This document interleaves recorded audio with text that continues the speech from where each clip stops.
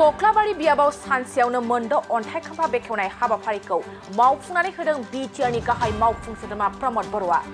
बिसायख'थि समाव कक्लाबारि बियाबाव जेरैबादि खोथा होबोदोंमोन बैफोर खोथाफोरखौ फारि फारि मावफुंनानै लादों बिटिआरनि गाहाय मावफुं सोद्रोमा रमद बर'आ। दिनै सानसेयावनो मोनद' अन्थाइ खाम्फा बेखेवदों गाहाय मावफुं सोद्रोमा रमद बर'आ। गिबियाव हरिसिंगायाव दालां लुफुंनो लानायखौ बेखेवजेनो, नैथियाव कक्लाबारियाव साफागुरि फरायसालिमानि आरसीसी बिल्डिं बेखेवनाय, थामथियाव सिमलायाव लुफुंजानो गोनां बिर सिलागां मिनि रुरेल स्टेडियाम बेखेवनाय, सिमलायाव लुफुंजानो गोनां मिनि सिनेमा हल, सिमला बाजाराव सुजित नार्जारी अडिटोरियाम आरो जोबथा हाबाफारि बायदियै थुख्राखुसि मजार सुबा लामा बेखेवनाय बायदिखौ मावफुंनाय जायो।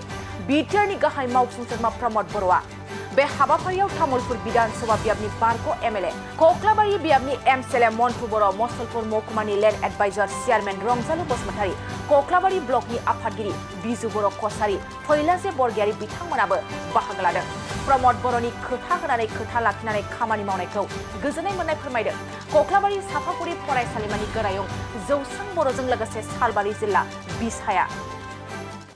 মানে কক্লাবাৰী সমষ্টিত ৮টা ব্ৰিজৰ প্ৰয়োজন আছিলে আৰু এই ব্ৰিজৰ ভিতৰত কিছুমান হাফদান আগৰ চৰকাৰৰ সময়ত আধৰুৱা কৰি পেলাই থৈ গৈছিলে আৰু সেই স্কিমখিনি কেনচেল কৰাতে অলপ টাইম লাগিল আৰু এতিয়া আমি সেই ৮খন ব্ৰিজ প্ৰায় সকলো ব্ৰিজ লৈ পেলাই 23 কোটিমান টকা হয় ৮খন ব্ৰিজ নিৰ্মাণ কৰিবলৈ আমি এই বছৰ চেংচন কৰিব পাৰিছোঁ। গতিকে কক্লাবাৰীৰ যিখিনি ব্ৰিজৰ সমস্যা এই সমস্যাৰ স্থায়ী সমাধান হ'ব আৰু এইখিনি কাম কৰিবলৈ মই আনন্দিত হৈছোঁ, কাৰণ ইয়াত ময়ো নিৰ্বাচন খেলিছিলোঁ। সেই সময়ত সকলো ৰাইজ ওলাই আহিছিল আৰু নিজৰ গাঁৱৰ সমস্যাবিলাক আমাক ৰাইজে অৱগত কৰাইছিল। গতিকে অলপ পলম হ'ল, কিন্তু আমি কক্লাবাৰীৰ যিমানখিনি ব্ৰিজ লাগে প্ৰত্যেকটো ব্ৰিজটো নিৰ্মাণ কৰিবলৈ আমাৰ আঁচনিটো আমি চেংচন কৰিব পাৰিলোঁ।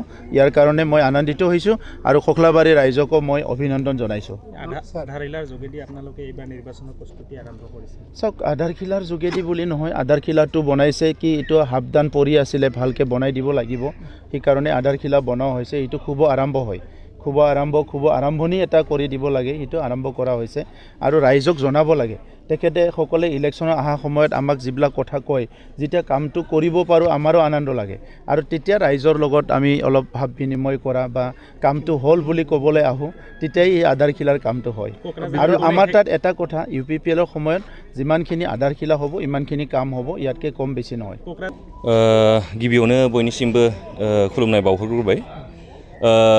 जोङो दिनै जोबोद गोजोननाय मोन्दों जे जोंनि सालबारि जिल्लायाव दिनै मोनसे मिनि सिनेमा हल खुलिना होबाय बा बेखेवना होबाय आरो बेनि थाखाय जोङो जोंनि मानव गेदेर सार रमद बर'निसिम रोजा रोजा साबायखर बावबाय।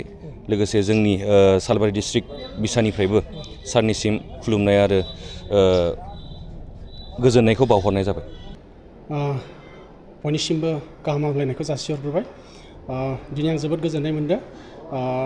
जोंनि बिटिआरनि चिफ एक्जिकिउटिभ मेम्बार श्रीजुत रमद बर' सारा जोंनि कलेजाव हाबफैनानै जोंनि जिथु 1 crore गोदान बिल्डिं क्लासरुमनि थाखाय बिटिआर गभर्नमेन्टनिफ्राय हरनाय बेखौ सारा बेखेवनानै होलांबाय आरो बेजों लोगोसे दिनै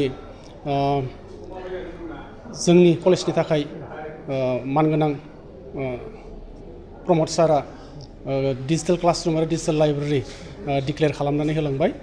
दा आङो कक्लाबारि हालामनि जानानै आरो कक्लाबारि साफागुरि कलेजनि जानानै मानगोनां जोंनि बिटिआरनि most dynamic leader chief executive member sir Pramod बर'निसिम रोजा रोजा साबायखरखौ बावहरो आरो बेजों लोगोसे आङो जोंनिनो बिटिआर एकर्डनि सिग्नेटारिस एबसु NDFB गासैनिसिमबो आङो कलेजनि जानानै आरो बे हालामनि जानानै आंनि गोसो गोरबोनिफ्राय रोजा रोजा साबायखरखौ बावहरो। लोगोसे जोंनिनो 22 नं कक्लाबारि समस्तिनि सार मन्टु बर' सारनिसिमबो आङो रोजा रोजा साबायखरखौ बावहरो आरो बे जोंनि कक्लाबारि कलेजनि जिबिजों लोगोसे गासै सारमोननिसिम आङो कलेजनि जानानै आङो रोजा रोजा साबायखरखौ बावहरो आरो जोंनिनो बे हालामनि रायजो राजाफोरनिसिमबो आङो रोजा रोजा साबायखरखौ कलेजनि जानानै बावहरो मानो होनब्ला जोङो कलेजखौ जागायजेननायनिफ्राय गामि गामि डनेसन लानानै बे कलेजखौ जोङो बे लेभेलसिम लाबोनाय जादों बेनिखायनो गासै रायजो राजानिसिम आङो कलेजनि जानानै रोजा रोजा साबायखरखौ बावहरफिननाय जाबाय साख्रि नागिरग्रा सुबुंफोरनि थाखाय गोजोनथाव खौरां गिबि खेबनि थाखाय आरबि मेथमेटिक्स सेन्टारा बाक्सानि सदर मसलफोराव गासै कम्पिटिटिभ एग्जामनि थाखाय गोदानै कचिं सेन्टार बेखेवनो थांगासिनो दं जायफोर सुबुंफ्रा गोजान जायगायाव थांनानै कम्पिटिटिभ एग्जामनि थाखाय कचिं लानो हायाखैमोन बिथांमोना बे बारनिफ्राय बे कचिंनि खाबुखौ आरबि मेथमेटिक्स सेन्टारनि जोहै मसलफोराव मोननो हासिगोन